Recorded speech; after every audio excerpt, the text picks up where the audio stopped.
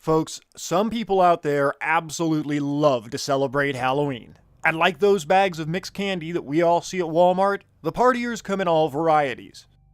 From the clinically obsessed costume whores and the haunted house makeover junkies to the stingy trick-or-treat candy Scrooges, there's a niche for every goblin out there. Even me. I'm part of the watch nothing but horror movies all month while eating Halloween candy that I bought for myself niche. It's a very select group. Now every year, I see more and more people that are making lists and doing month-long horror fests, and I couldn't be prouder, because horror, for all of its naysayers and people out there that are crying that scary movies are nothing more than just unoriginal bloodbaths, has its place in the entertainment industry, and its historical impact is undeniable. Don't believe me? Good. Because today, I'm gonna show you how everything in the entertainment industry changed, all because of one movie that stepped up and made horror matter. So what happened? 2 words. Alfred Hitchcock. The late 1950s film-going culture obviously wasn't the same as it is today, and while horror definitely wasn't anything new, it was much more sanitized than what we currently see on the big screen. Additionally, big-budget marketing had made major steps in other genres, but the cosmic kaboom had either eluded or been all but ignored in horror until Hitchcock came to town. He faced an uphill battle, as the importance around punctuality and spoilers when going to the movies wasn't taken as seriously as it is today. It's effectual kryptonite for horror movies. And people didn't mind sauntering in late and catching up around the proverbial water cooler after the fact. A practice he absolutely despised, by the way. You see, apparently people thought it was a really good idea back then to completely bastardize the surprise elements of a film that was still in theatrical release and pretty much ruin any future prospective fan and market base. I'm just going to put this evil picture of Twitter over here for no reason whatsoever.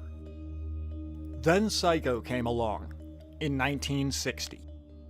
Now, in an industry that sets the standard at 2.5 minutes, Hitchcock got the ball rolling by setting out with a 6.5-minute long theatrical trailer where he actually went and meticulously toured the Bates Motel set.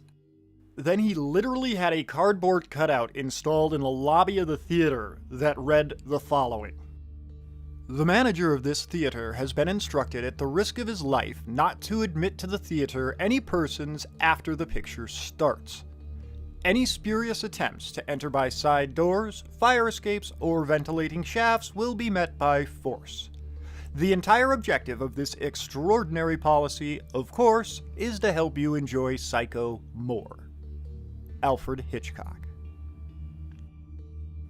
Not satisfied with simply threatening his audience into being prompt and converting theater managers into bouncers, Hitchcock further tried ushering by attrition by forcing the studio to provide an album that played pre-show foyer music that was sporadically interrupted by a voice giving out methodical countdown updates of 5 minutes to Psycho time, etc.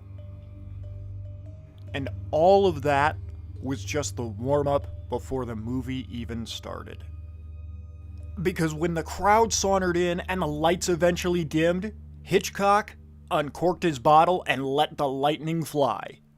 Look, by now we all know the infamous parts of Psycho. The Bates Motel and its awkward caretaker Norman, his relationship with his ever-elusive mother, and of course, the most well-known shower scene in the world with a terrifying soundtrack to match. The horror presented is less shock rock, with the shower scene being a notable exception, and more of a mindfuck, but the beautiful reveal at the end of the movie and the overall thematic power of the picture itself is irrefutable. At almost every stage of production there were hang-ups, but Hitchcock and his creative vision prevailed.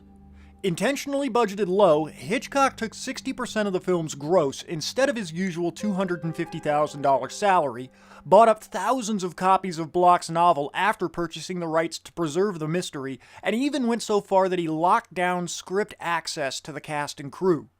He intentionally filmed it in black and white to preserve more of a gory feel, and literally designed an enormous prop shower head just to make sure that one shot got the right camera angle. Hasty gambles, right? Well, on box office alone, this film did gangbusters. At the time, Hitchcock's personal earnings from the movie exceeded roughly $15 million in 1960. That's just over $120 million today, and that was just the start. Because after Psycho, things changed in entertainment forever. Film marketing gurus were forced to become more revolutionary to match Hitchcock's style. The MPAA set guidelines for trailers. Most theatergoers would actually eventually show up on time, and thankfully that whole managers as bouncers thing never really caught on. But more than that, Psycho really showed you that while a good drama effectually pulls at your heartstrings, a great horror movie just reaches over and tugs at your adrenal glands with the force of a rampaging gorilla. And as amazing as this may sound, the emotional catharsis and pander to morbid curiosity from that can be very therapeutic. All you have to do is watch that end scene and you'll understand.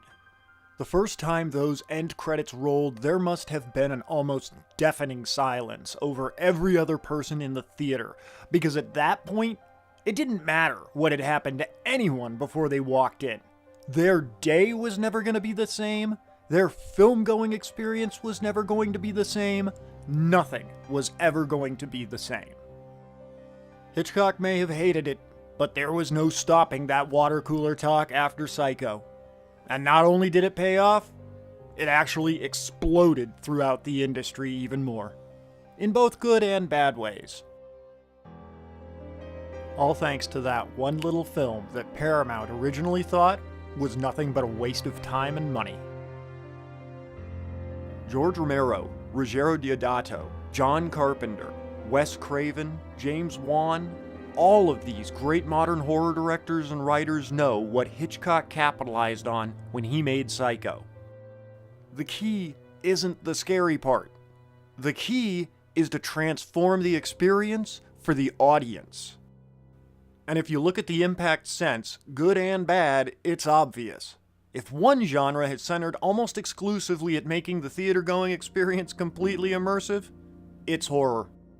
No, Psycho may not have started it, but it made horror matter because it made everyone that came afterward work that much harder. Plain and simple. And in an industry that's already swimming in creativity, that kind of passion and drive, just like horror, matters.